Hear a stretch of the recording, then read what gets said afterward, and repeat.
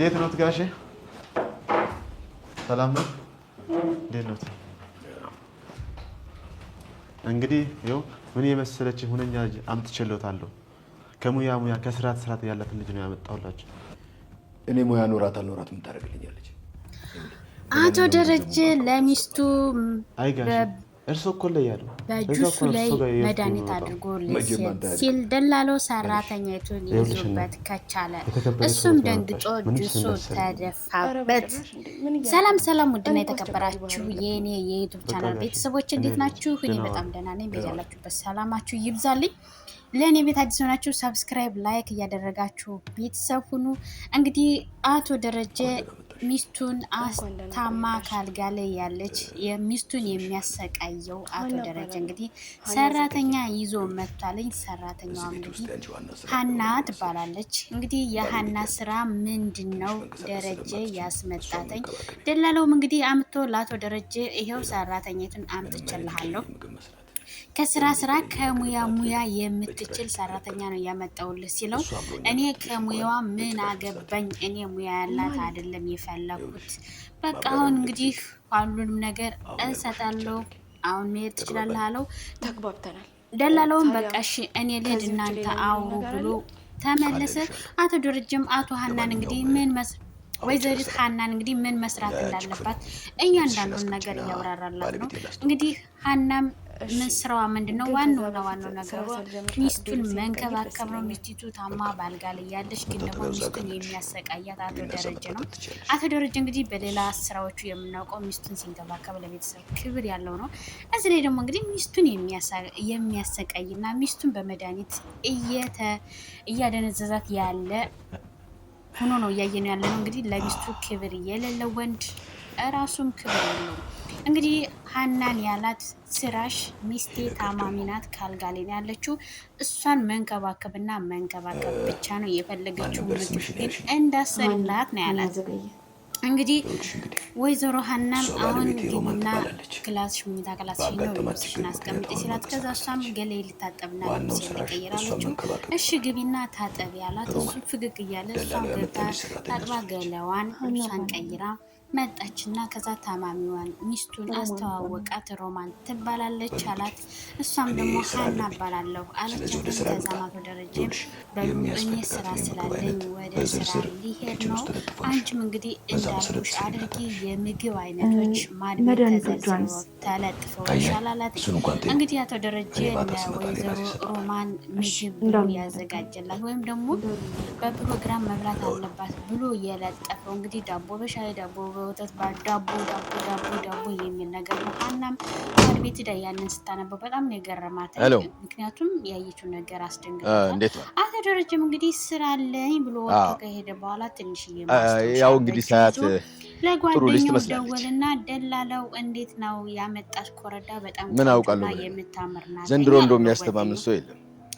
ስለዚህ አቶ ደረጀ ደላላው እንደነገረኝ ከሆነ ጥሩ ልጅ ነች። አንደኛ ሚስቱን እንድትንከባከባት፣ ሁለተኛ ደግሞ እሱ ያሰበውን ነገር ማድረግ እንዲችል ነው።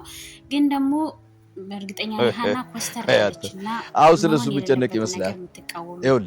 ዋናው ነገር ገንዘቡ። አቶ ደረጀ ለጓደኛው ደውሎ ቆንጅዬ ልጅ እንደሆነችና ደላላው ደግሞ ምን ማድረግ እንዳለበት ለመሆኑ አንተ ግብሩን ስንት ነው? ዋናው ነገር ገንዘቡ ነው ብሎ ነው ያወራው። ነገር የለም ገንዘቡን ያ የነገርኩህ ልጅ ነው አይደለም አልኩህ እኮ። ይኸውልህ ዋናው ገንዘቡ ነው አልኩህ። ገንዘቡ ደውልለትና እንግዲህ ዋናው ነገር የብር ወይም ደግሞ የገንዘቡ ጉዳይ ነው የሚፈልገው።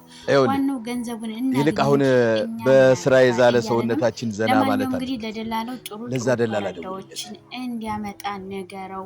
ስለዚህ እንግዲህ እቺን ቆንጆ ታዲያ እንደተለመደው ቆንጆ ኮረዳዎችን ያለ በስልክ ለጓደኛው እያወራው ያለ አቶ ደረጀ እንግዲህ አቶ ደረጀ ታዲያ እስከመቼ ሲያቸው ትልቅ የኔዋ እንደሆነ ታውቃለህ። ደግሞ ልጅ ናተኝ በልበልሽ እዛው የተለመደው ቤት ይረዳት ሞከረ። ሰላም ነው ስደታችን ይሆናል ማለት ነው።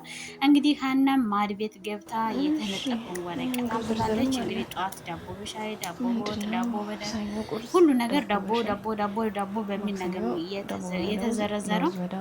በጣም ነው የገረማትም የደነቃት። ምክንያቱም ዳቦ የሚለው ስለበዛ ማለት ነው። ሽሮዬ እንዴት በምን መጠቀም እንዳለባት ምን መስራት እንዳለባት ያንዳንዱ ነገር የተዘረዘረ ነው። ይሄ ዝርዝር ደግሞ የተዘረዘረው የምግብ አይነት ደግሞ ለሴትዮቱ እንጂ ለሱ አይደለም። ጠዋት ቀን ማታ ምንድነው መብላት ያለባት የሚለው ተዘርዝሮ የተለጠፈ ነው። ሀና እንግዲህ ይህን አንብባ በማየት በጣም ተገርማ በጣም ተደንቃለች። ማለት አልገባኝም እያለች ለራሷም ጥያቄ እየጠየቀች ነው። ምክንያቱም ያየችው ነገር በጣም ስለከበደና ስለዘገነናት ማለት ነው።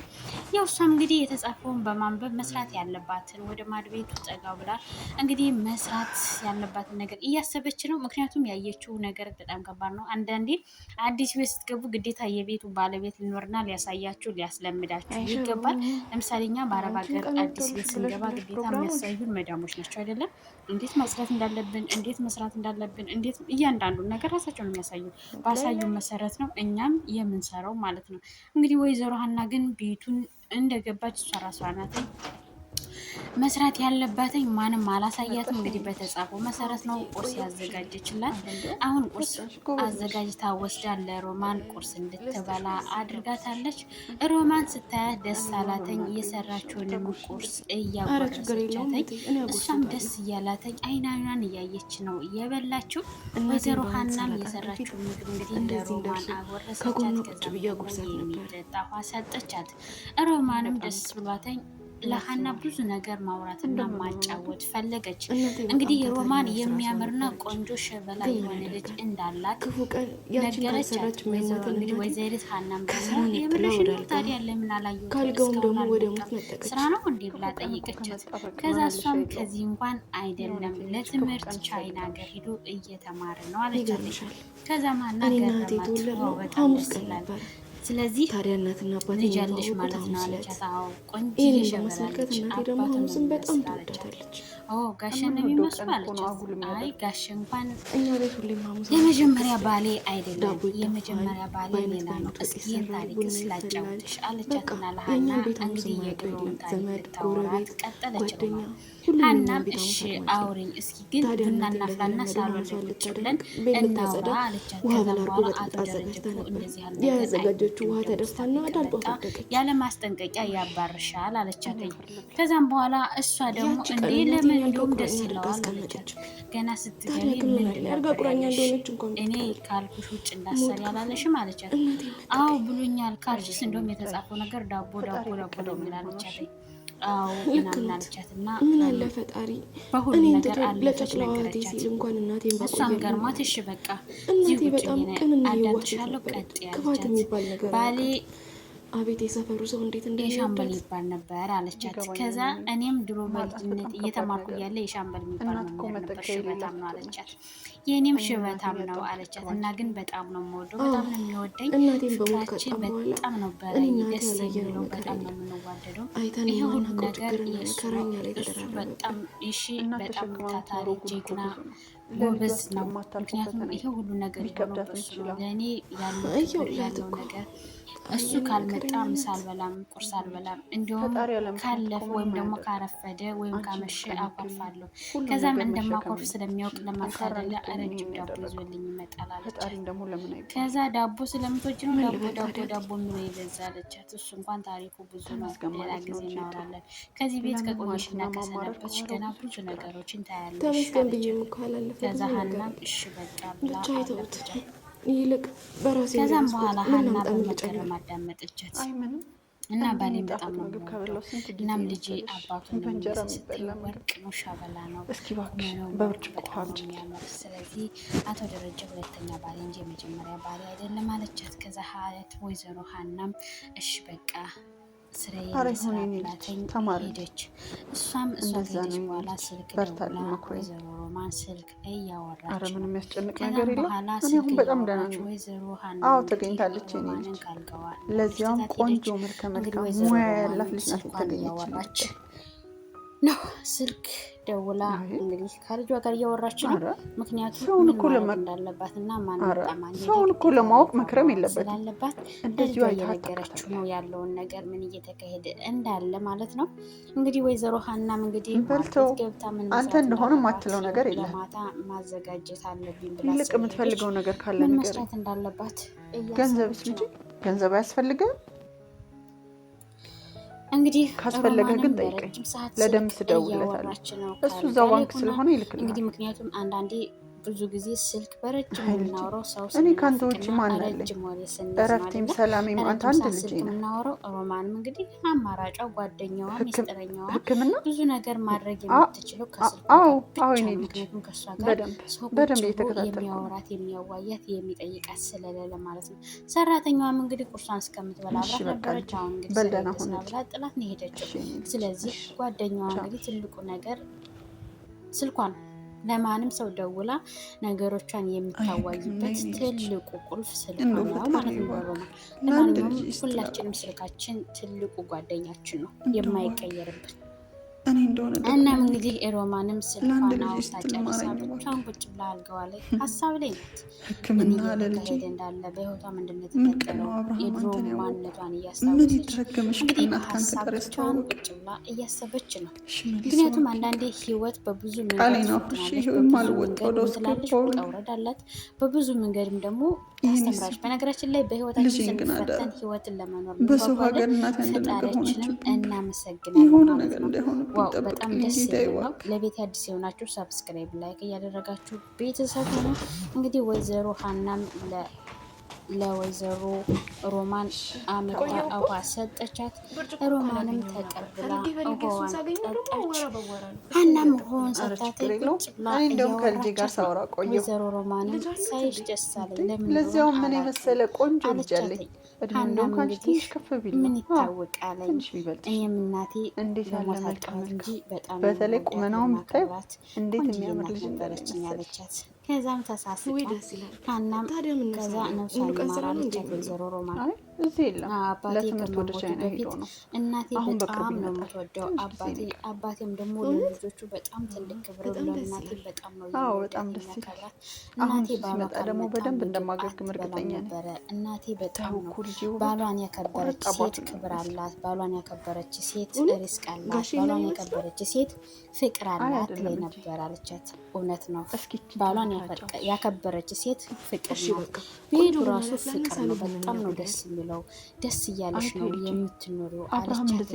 ስለዚህ ባልሽ ማክበር ለአንቺ ትልቅ አስተዋጽኦ አለው ማለት ነው። ስለዚህ ሴቶች ለባላቸው ለምን ብለው ይቆጣሉ? እንደውም እርግጠኛ ነኝ እኔም ነገር ለማገባው ባሌ ክብር ይኖረኛል ማለት ነው። አንዳንዴ በአንዳንድ ቪዲዮዎች ላይ ብዙ ነገር እንኖራለን። በአንዳንድ ቪዲዮዎች ላይ ደግሞ ብዙ ነገሮች እናስተካክላለን። በሰዎች የህይወት ተሞክሮ ወይም ደግሞ በሰዎች የህይወት ታሪክ ውስጥ የራሳችንን ህይወት ያለፈውም ሊሆን ይችላል፣ ነገ ለሚመጣውም ሊሆን ይችላል።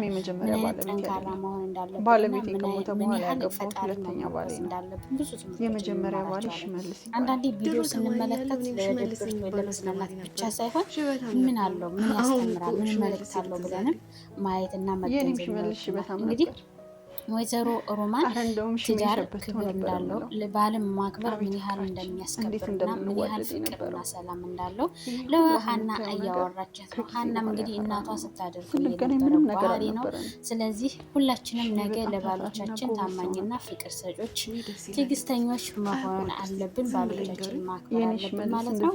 በጣም ደስ የሚል ምክርና ወይም ደግሞ ደስ የሚል ቪዲዮ ነው። ምክንያቱም አንዳንዴ መጽሐፍ አንብበን የምንረዳው መጽሐፍ ላይ የተጻፈውን ሀሳብ ነው። ታሪክ ሊሆን ይችላል፣ ጥያቄም ሊሆን ይችላል፣ ትረካም ሊሆን ይችላል።